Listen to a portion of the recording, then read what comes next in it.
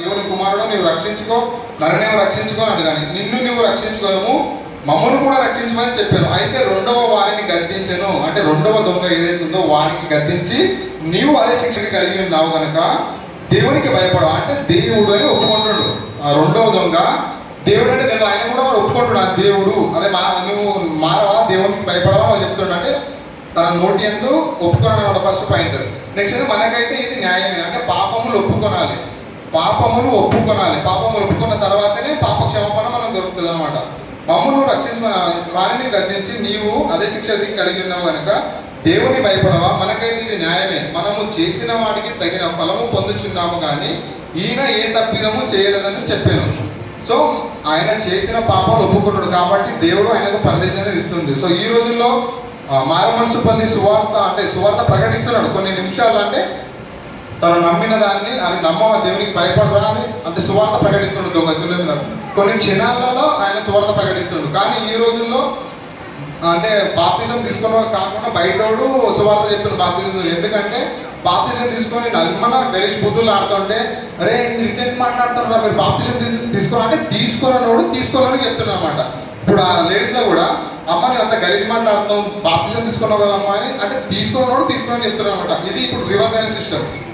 వాళ్ళ అంటే అపోస్తలమైన వాళ్ళ ఒక జీవితం పరిచర్య అంటే వాళ్ళు చూసి తరం నేర్చుకున్నారు. కానీ ఈ రోజుల్లో అవేం లేదు. వస్తున్నాం ప్రతి నెల కూడా మోకరించి బల్ల తీసుకుంటే అయిపోయింది. అది కాదు, క్రీస్తుని పోలి నడుచుకోవాలి ప్రతి మన ఇంట్లో కానీ ప్రతి అంటే ఇప్పుడు ఈడున్నటువంటి వెలుగు మొన్న సారే చెప్పాను కదా, వెలుగు ఏడబెట్టిన వెలుగు ఉండాలి. అది చర్చలు పెట్టినప్పుడు వెలుగు బయట పోయినాక చీకటి అయితే కాదు. సో ఈడున్న నువ్వు నీ కుటుంబంలో కానీ ప్రతి ఒక్కరు ఇప్పుడు ఎగ్జాంపుల్ అంటే ఎవరో ఒకరు అనుకో, వీడు ఎంత మంచిగా భక్తిగా పాటలు పాడి ఇంటి పోయినాక సొంత అర్థమని కానీ ఒక భార్య భర్తనే కానీ నువ్వు గలిసి మాట్లాడుతున్నా ఏమర్థం ఏం చెప్తున్నావు సమాజానికి లోకానికి? ఇప్పుడు నువ్వు కూడా ప్రతి నెల వచ్చి మోకరిస్తూ అంటే దొంగ ఏంటంటే ఉన్న కొన్ని నిమిషాల్లోనే సువార్త ప్రకటిస్తున్నాడు. మరి మనం ఏదో చేస్తున్నాం, సువార్త చేస్తున్నామా? వస్తున్నాము నెలకోసారి ప్రబలించుకోవద్దాం మన బయటకి మన పూర్తి మాత్రం అలాగే కలిగినట్టు అంటే క్రీస్తు ప్రకటి అంటే మేము కూడా బాప్తిజం తీసుకోవాలంటే కనబడలేదు. రెండు కూడా నోలు.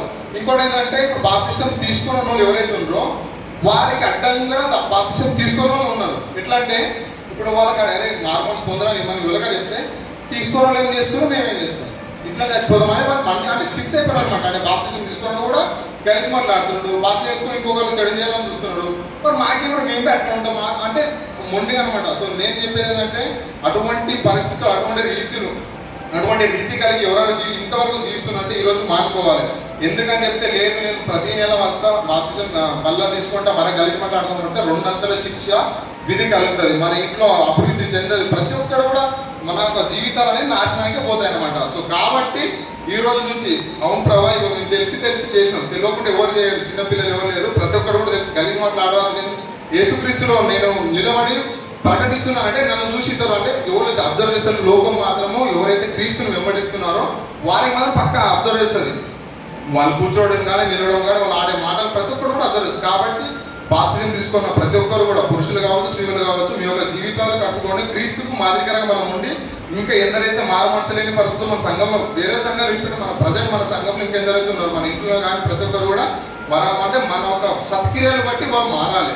అంతేగాని మనం వీడు ఒక మంచిగా ఉండి మన ఇంట్లో పోయినా అదే కలిగి మాట్లాడితే వ్యర్థం. సో ఇటు రీతిగా దేవుడు మన సమయాన్ని ఇచ్చిన విధానికే కృతజ్ఞతాస్తుతులు చెల్లించి ఒక నా మాట ముగిస్తున్నాము. ఆమె